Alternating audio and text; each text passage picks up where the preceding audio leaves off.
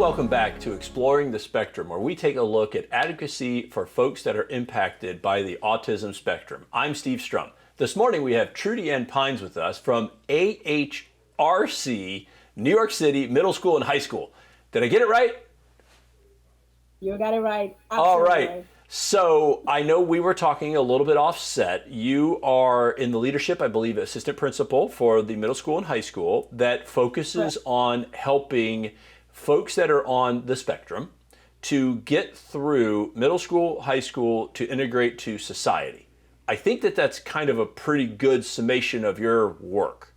Tell us a little bit about the school and tell us a little bit about yourself. And I'd love to hear more about what you're trying to do to help those folks have a normal life. Sure. So AHRC New York City Middle High School is a New York State approved non-public school located in Brooklyn, New York. AHRC Middle High School belongs to the Education Department at AHRC New York City. The Education Department has 7 schools, and one of them, and the only middle high school, is located in Brooklyn. We provide special education services for students on the spectrum and other intellectual disabilities ages 12 to 21. So when students come into our program, they basically are transitioning and they are getting ready from 12 all the way to 21 to adult life. We focus on individualized educational support in our classrooms.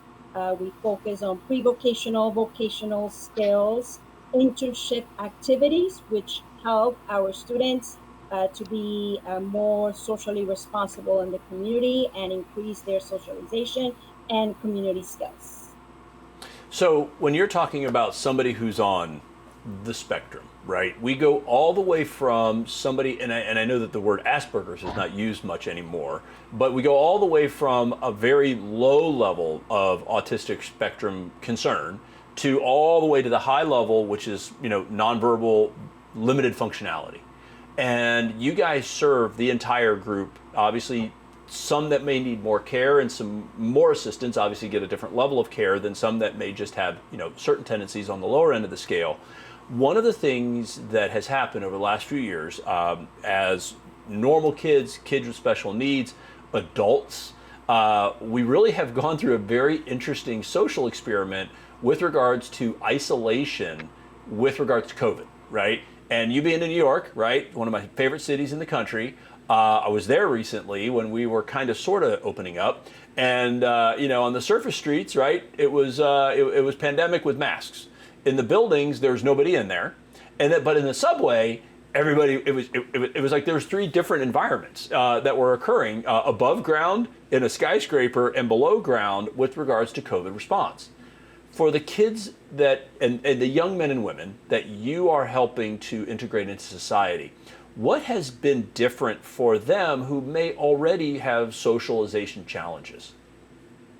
Sure. So one of the services that we offer during the school, during the COVID of 2020, our school provided in-person learning in September 2020. When our students were doing the remote during the shutdown, they require a lot of assistance. Some of them, remote learning was not applicable or appropriate for them to learn. And so in September 2020, we opened the school for in-person learning and remote as well. So the majority of the students that came in person, at least were able to get back into the building, to learn the routine again into the building, coming into the building, learning in person. Our students, especially in the autism spectrum, do require to learn in person. And so that helped the transition, and it helped at least to maintain the academics and the transition skills. We did not remain closed for remote only. So at the following year in 2021, when students were mandated to open full capacity, all of our students returned. Some of the students that remain remote returned. However, they require a lot of assistance. The social emotional learning component part was very important for us to support, in addition to the academics.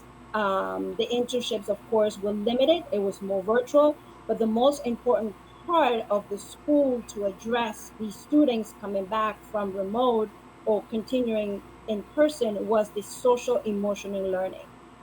We felt that we needed to address that in order for them to understand the changes that they were going through, the changes that we were all going through as a school community. In 2022, the curriculum, the school itself, the structure changed a little bit as COVID was less. And we were able to get more students into our building as well, and internships starting to open up. Not all schools provided internship opportunities. We did on a limited capacity. So we decided to partner again with several companies to have these students continue increase their socialization and community skills in preparation for adult life. Well, that is fabulous. So, we all had some challenges, right? As we came out of COVID in this new environment. And then for young men and women that are facing that same scenario, but through a unique, not a bad and not a good set of eyes, but a unique perspective. It sounds like some of those programs that you have kind of helped them to get through what was a very significant event in everybody's life. For them, it could have been disastrous, and then allow them to continue to integrate into society. That is a fabulous story. If people want to hear more about your organization, whether in the greater Manhattan area or in the United States, what's the best way for them to reach out to you? Sure. We have our website in AHRC New York City. We have several schools. We are AHRC Middle High School. They can contact the Vice President of Education, Christina Mutrioli, or they can contact me. If any parent is interested in having their child attend our program, we are a state-approved non-public school. There is a process for students to be potentially considered for our program. And our program is provides a very individualized approach for our students. And we ensure especially that they have community exposure so they can be socially responsible citizens. And we also prepare them in their transition to adult life. We provide transition services in our school. We have two transition coordinators that are very well diverse into how to prepare our students to travel train and to increase their community skills, to increase job skills, interviews. So when they're ready to transition to, for example, a college experience program, we are there supporting the parents and the students for that planning or that value outcome to happen. And we also support students that are not able, for example, to attend a college experience program. We support the parents in communication with the care manager of that student, advocates to ensure that these students transition well. It is a process. It takes a long time, but we are always there working with the parent and the advocate and the care manager to make sure that all of our students transition smoothly to adult life. And we still keep in touch with our former students. I myself, as an educator, have been in touch with former students that graduated. I've seen them in our college experience program or adult day programs from our agency that they currently attend. And it is very gratifying to see them grow, to see them succeed. That is fabulous. Thank you for sharing your wonderful story. We'll also make sure to hang your web link on our iwantabuzz.com just in case people want to find it that way. And thank you so much for sharing the story and what you're doing for the community up there in New York City. Guys, thanks so much for joining us on Exploring the Spectrum. I'm Steve Strum. If you like us, share us. Remember, live with gratitude.